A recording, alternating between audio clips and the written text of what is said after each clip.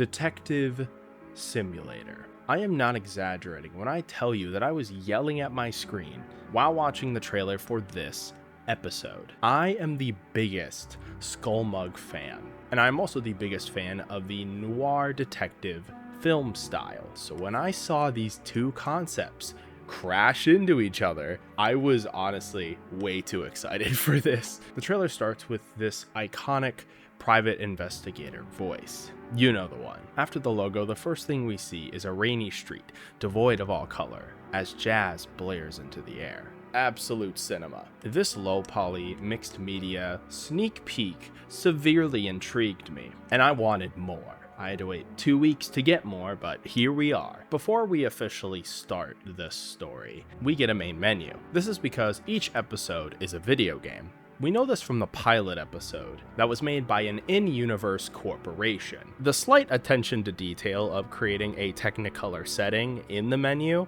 is a subtle nod to when TVs used to be watched in black and white until they eventually switched to Technicolor. The fact that the word Technicolor is even used here is the cherry on top in terms of subtle detail. After the narrator sits in a diner monologuing as any good private eye does about the case, they head off to the Nation Investigation Station, where they speak to a fox in space. Wait, that's not right. Hold on. Wait, yeah, he's just a guy. Oh, he was played by the person who made A Fox in Space. Okay, got it. I was wondering why I recognized his voice. I made a video about him years ago. Remember Crystals of the Internet? Yeah, you probably don't. Wow, that is an old reference. Anyway, this guy is named the Chief, and he threatens a firing if they don't catch the criminals. Spoiled Franz is on the loose. He's wanted in the newspapers, and now the duo must investigate the hotel, which is where things get really dark. Yep, that's right.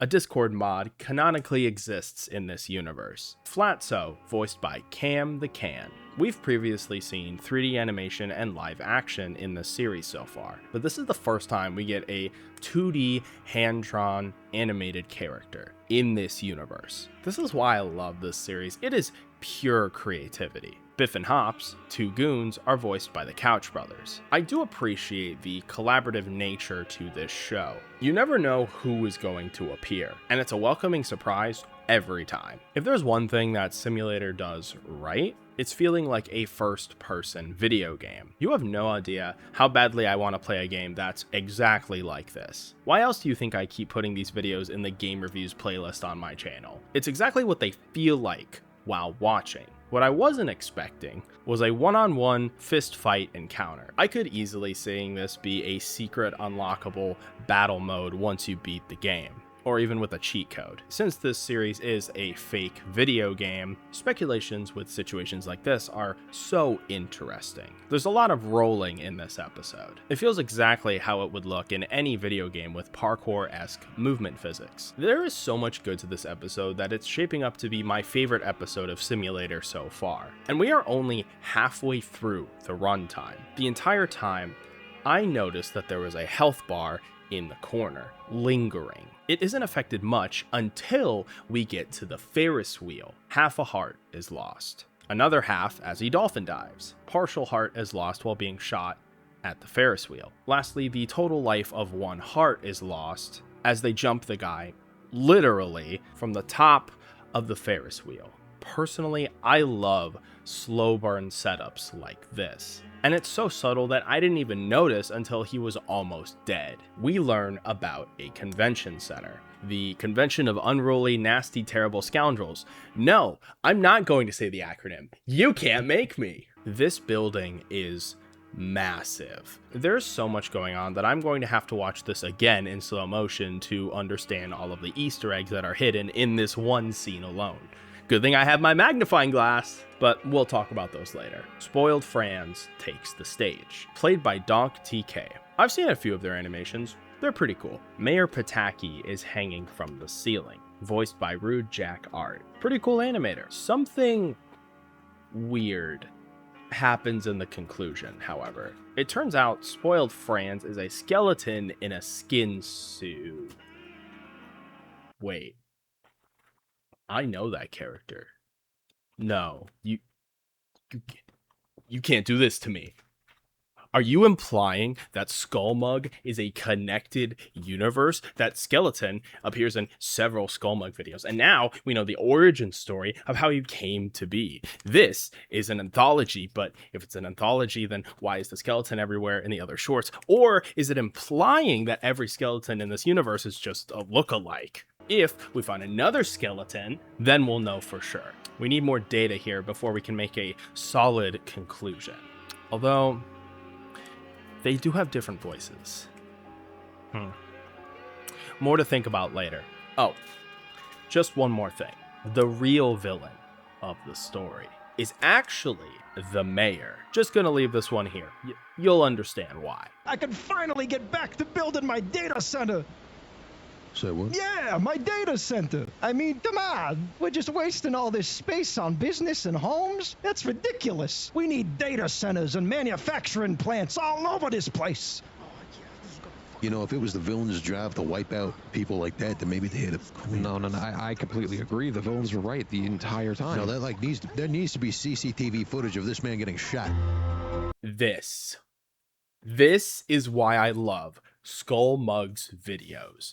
There is always some sort of social commentary amongst all of the jokes and the hijinks. On a second watch, this is where we pull out our magnifying glass and take a closer look at what's hidden, is what I would say, except the day after release, Skullmug did a 2-hour director's commentary live stream, so he did the work for me, thanks. This is crucial to our investigation, especially because this wasn't available with the pilot. There is an unreleased Technicolor version of episode 1 that supposedly will never see the light of day, which, although I would not be upset with a color version, especially if you want to make more of a bag on this project, I'm just saying I would not be mad for you to get that bag, maybe for like an anniversary or something, I don't know, who knows. I do have to say, major respect for sticking to the black and white aesthetic. Skullmug revealed that the music video pans over a lot of the buildings and some of the scenes of this episode, so we'll get into that in a little bit. But then, Skullmug calls the skeleton the Skullmug skeleton. And the lore implications of this is a little wild, I'm not gonna lie, despite the fact that it is an anthology series. So if anything, it's most likely probably just an Easter egg for the people who watch the shorts as well. But I just know there's got to be something deeper here. You can say it's an anthology, but there's just little things that I keep seeing that I feel like I'm the only one noticing. Oh, why didn't you ask Skullmug in the Q&A stream? I was at work during the Q&A portion of the live stream, and the only question I have is about the lore implication of the skeleton model. After watching that section on playback, however, we learned that Skullmug is interested in making a movie at some point, and the mere concept of something like that in a theater would be incredible. 8 episodes are planned for season 1. Each episode has its own world that is separate from each other. I mean, sounds like corporate propaganda to me, personally, especially from super global enterprise. I see what you're doing. Don't think I don't know exactly what you're planning here. I'm watching you. You're not going to trick me. For the foreseeable future, this series will remain fully independent, which is awesome. In the visualizer for the song Detective Fitzgerald by Desert Sand Feels Warm at Night, we get a closer look at the set design of episode 1, something we didn't really get from the pilot. If I haven't said it enough, this is a beautiful song that plays into the noir aesthetic perfectly. We get several subtle sign jokes throughout the city, some of which are misspellings while others are puns. One of my favorites is the S7 Edge Factory. Even Skullmug has his own store in this world. Honestly, this whole visualizer world makes for a great screensaver, especially if you love the low poly artistic aesthetic. The lighting choices were spectacular in this world, and it portrays that moodiness.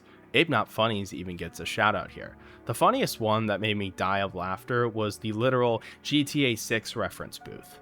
Iconic. Skullmugs are also at the convention center as well, and honestly seeing the Skullmug logo in this world multiple times is probably the most creative use of a watermark I've ever seen. Keep in mind that this is an evil convention happening, so this is some subtle commentary happening here once you look deeper. The epitome of Skullmug is that on the surface, it just looks like brain rot. However, once you realize that there is satirical commentary hidden between the lines, especially in the shorts and even in the show, it gets deeper. Detective Simulator has a good mix of drama, comedy, action, and satire, and it makes me want to learn even more about this world, which tells me that it was a genuinely good episode, making me really excited to see where this series goes from here.